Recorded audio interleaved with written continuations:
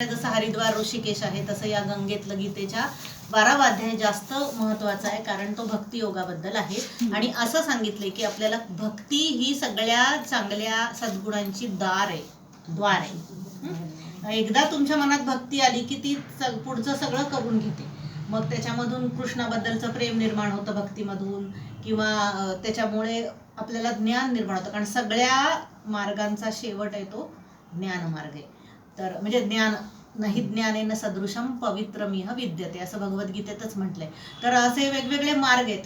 आता समजा एक कोणीतरी एका गावाला जायचंय दिल्लीला, कोणी विमानाने जाईल, कोणी ट्रेननी जाईल, कोणी बसनी जाईल. तर बसनी जाणाऱ्याला जास्त वेळ लागणार, ट्रेननी जाणाऱ्याला थोडा कमी, विमानाने जाणाऱ्याला सगळ्यात कमी. तर भक्ती मार्ग हा विमानासारखा आहे की भगवंत म्हणतो की या मी तुम्हाला मिठी मारलेली डायरेक्ट तुम्हाला स्वर्गात प्रवेश आहे.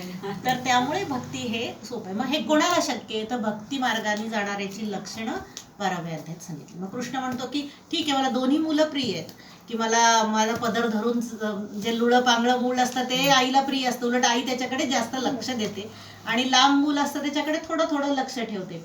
तसं कृष्ण म्हणतोय की माझं लक्ष हे लुळे पांगळ्या भक्तांवर आहे आणि मी त्यांच्या उद्धारासाठी तत्पर आहे.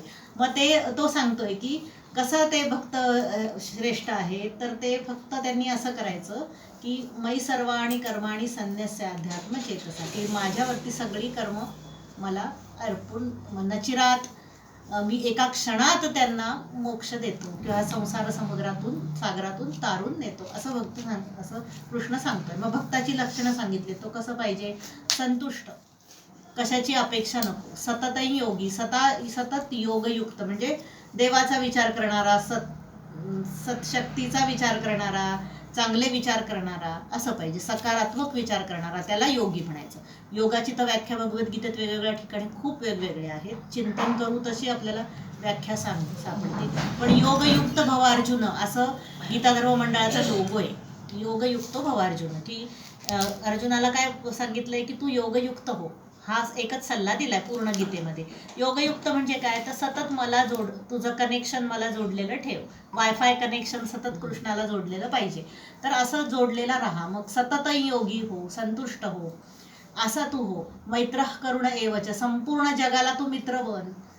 यस्मान नो द्विजते लोको, जे लोक ज्याला लोकांचा काहीच त्रास होत नाही आणि लोकांना त्याचा त्रास होत नाही.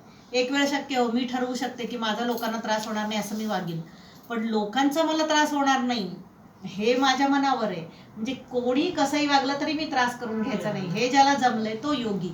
तर अशी सगळी लक्षणं सांगितली आहेत. मग कोण यो न रुष्यति न द्वेष्टी, जो कधी रुसून बसत नाही, जो कोणाचा द्वेष करत नाही, जो आनंदून जात नाही आणि सगळ्यांना समान मानतो, सर्वारंभ परित्यागी. ह्याचा अर्थ असा आहे की सगळ्या कामना, म्हणजे कामाची सर्वारंभ, ह्याचा अर्थ काय आहे? तर कामापासून निर्माण जाणाऱ्या वासना म्हणजे कर्मफल, त्याचा ज्यांनी त्याग केला आहे असा सगळा आहे तो भक्त आहे मला. समशत्रौच मित्रेच, जो शत्रूला पण समान पाहतो, मित्राला पण समान पाहतो. ह्याचा अर्थ की कोणाच्या जास्त धरून नाही आणि कोणाला द्वेष पण करतोय असं नाही, सगळे समान आहेत. का? तर त्याला कळतं की प्रत्येकाच्या हृदयात ईश्वर आहे आणि प्रत्येकाला ईश्वराने काहीतरी काम दिले म्हणून जन्म दिला आहे. तर तो कोणीही शिव्या जरी दिला तरी म्हणायचं त्याला बुद्धी दिली तशी शिव्या देण्याची, म्हणून तो देतोय, आपण कशाला लक्ष द्या असं म्हणून तो त्याच्याकडे दुर्लक्ष करतो. त्याचा राग मनात धरत नाही, आठवत बसत नाही आणि मला काय शिव्या दिल्या आणि मला काय शिव्या दिल्या, तो तिथे सोडून देतो.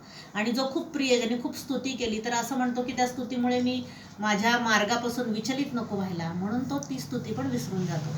असा जो उदासीन भक्त आहे, याचा अर्थ शत्रू आणि मित्र ज्याला समान आहेत आणि उदासीन आहे, म्हणजे जे चाललं आहे सब कुछ चल रहा है वो ईश्वर की शक्ती से चल रहा है, इच्छा से चल रहा है, असं ज्याला पूर्ण पटलंय मनामध्ये, नुसतं बोलत नाहीये, मनातून पटलंय आणि म्हणून ज्याचा उद्वेग मावळला आहे, असा आहे तो अनिकेत स्थिरमतीर, त्याची बुद्धी स्थिर झालेली आहे.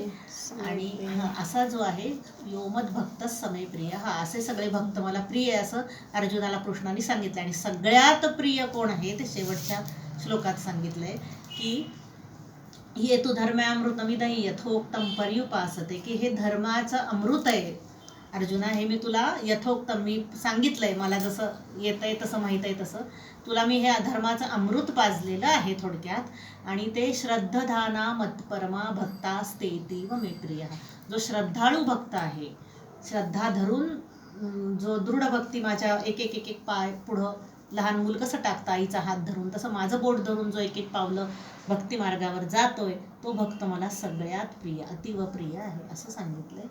आणि हा भक्तियोग इथेच थांबलाय. तर हा आपण करूयात पुढच्या वेळी पाठ.